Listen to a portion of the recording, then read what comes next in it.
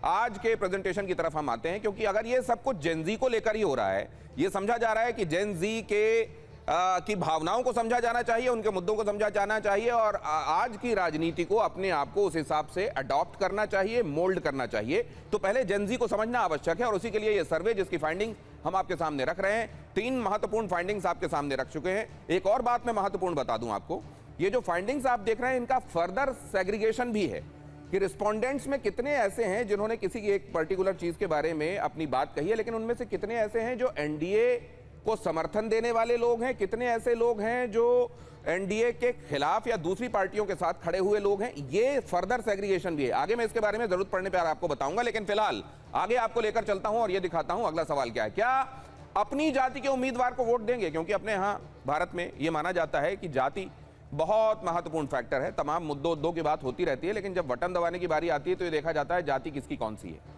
ये जनरेशन जाति से आगे की सोचती है या ये भी जाति के जकड़ में जकड़ी हुई है? क्या अपनी जाति के उम्मीदवार को वोट देंगे? नहीं कहने वाले 48.2% लोग हैं। अब ये अगर पॉलिटिकली राइट स्टेटमेंट दे रहे हैं सर्वे में भी तो बात अलग है, और अगर ईमानदारी से अपने दिल की बात बता रहे हैं तो ये स्वागत योग्य है कि 48.2% लोग कह रहे हैं कि नहीं, जाति नहीं देखेंगे। हाँ कहने वाले 24.4% है, पता नहीं कहने वाले 27.4 हैं। तो ये एक और महत्वपूर्ण फाइंडिंग। अब नेक्स्ट दिखाइए और उसके बाद मैं चर्चा पर जाऊंगा, क्योंकि ये 5वां महत्वपूर्ण सवाल है जिसकी फाइंडिंग। वोट देने के लिए राष्ट्रवाद एक महत्वपूर्ण फैक्टर है। जेन जी को राष्ट्रवाद से कितना लेना देना है? क्या नेशनलिज्म से खुद को जोड़कर देखते हैं या नहीं? हाँ 49.5, लगभग 50% लोग कहते हैं हाँ। नहीं, राष्ट्रवाद ही मुख्य मुद्दा नहीं है 26.5, पता नहीं 24% लोग ऐसा कहने वाले। अब बहुत जल्दी से मेहमानों के पास जाऊंगा और उसके बाद पहले एक क्विक रिएक्शन सारे मेहमानों से लेता हूं। प्रदीप भंडारी, फाइंडिंग आपका नजरिया।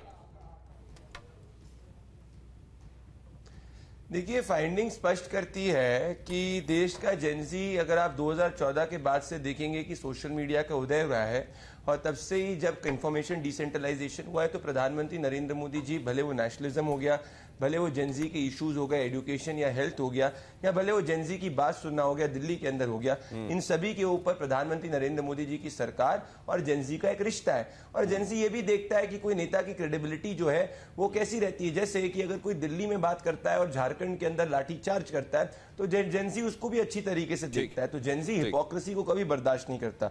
एक चीज आपने बड़ी अच्छी बोली कि 49.7% सोशल मीडिया की बात कर रहे हैं और उसके साथ में 33.3 इश्यूज की बात कर रहे हैं और 49% राष्ट्रवाद की बात करते हैं। यही कॉम्प्लेक्स चेन है जिसके अंदर भारतीय जनता पार्टी और एनडीए तीसरी बार सरकार। प्रदीप भंडारी, मेरे पास 20 मिनट बचे हैं। राहुल गांधी की प्रेस कॉन्फ्रेंस आ जाने की वजह से मेरे शो का टाइम कुछ कम हो गया है, और दूसरे मुझे पता चला यशवंत देशमुख मेरे साथ जुड़े हैं, लेकिन उनको भी कहीं बहुत क्विकली निकलना है, तो उनको भी पहले मैं सवाल लेकर फारिग कर देता हूं। यशवंत देशमुख जी, आप इतने सालों से सर्वे और इसकी निटी-ग्रिटीज देख रहे हैं, क्रमशः इसमें एरर का मार्जिन कम होता जाए और ज्यादा प्रिसाइज तरीके से लोगों के मन में क्या है ये सामने आ सके, इसको आपने कैसे इंश्योर किया है इस सर्वे में?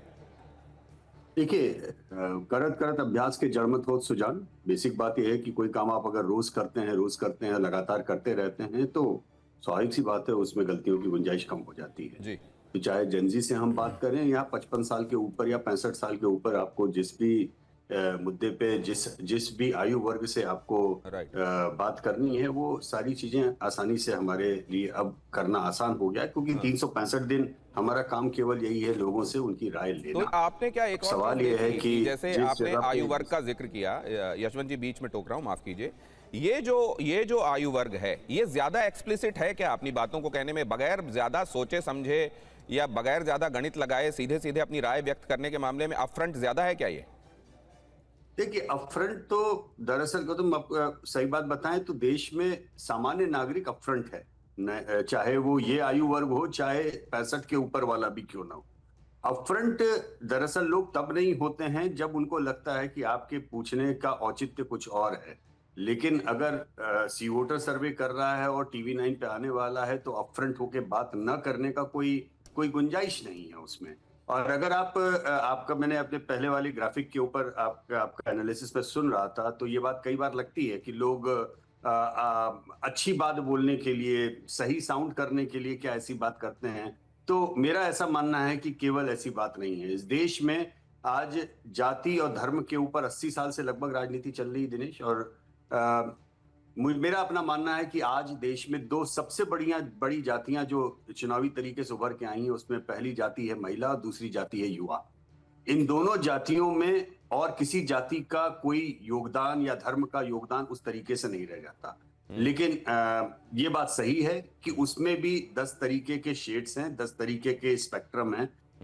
किसी के लिए मुद्दे बड़े हैं, किसी के लिए राष्ट्रवाद का मुद्दा बड़ा है, किसी के लिए नेतृत्व का मुद्दा बड़ा है, तमाम चीजें हैं। लेकिन हाल फिलहाल में कम से कम सीजेपी के मुद्दे पे या नीट के मुद्दे पे या उसके पहले 12वीं के सीबीएसई के मुद्दे पे या धर्मेंद्र प्रधान के मुद्दे पे या उससे भी पहले यूजीसी के मुद्दे पे जब हमने बात की है पिछले कुछ महीनों में, जो गुस्सा या नाराजगी थी वो अक्रॉस द पॉलिटिकल स्पेक्ट्रम सामने आया, अक्रॉस द एज एक ग्रुप बात आया, और यशवंत जी मैं across जानना the चाहता हूं। पॉलिटिकल सपोर्ट आया।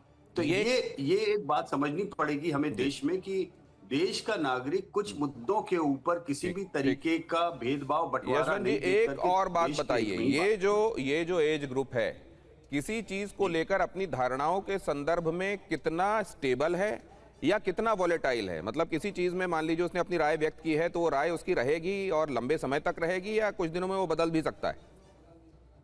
देखिए, जो मौलिक राय है वो बदलने वाली नहीं है। अगर उसको दबाने की कोशिश की जाएगी तो वो गुस्सा होगा और भी ज्यादा नाराज होगा। लेकिन हाँ, इतना जरूर है कि ये कोई अंधे होकर के उनकी राय किसी के पक्ष में या किसी के विपक्ष में नहीं आ रही है। ठीक है। तमाम चीजों के ऊपर हमने पहले भी सर्वे किए हैं और हमने पाया है कि वो किसी एक से नाराज होकर के दूसरे को आंख मूंद के वोट दे दे, ये भी नहीं होने वाला है। और दूसरी तरफ ये भी बहुत कहना महत्वपूर्ण है कि किसी भी वोट बैंक या किसी भी पार्टी का कैप्टिव वोट बनकर के पसंद नहीं करता। वो मुद्दों और जो उस समय का मूड है उसके हिसाब से ही हिलना जुलना चाहता है। ऐसा नहीं कि आप उसे टेकन फॉर ग्रांटेड लेके भी बैठ जाएं, और ऐसा भी नहीं है कि आप मान के चलें कि हमने आज यहाँ पे तंबू उखाड़ दिया है तो वो सारा कुछ आंख मूंद करके हमारे हिस्से में आ। राइट। बहुत धन्यवाद यशवंत जी, आपकी फ्लाइट है वरना आपसे और भी लंबी चर्चा करनी थी। बहुत शुक्रिया।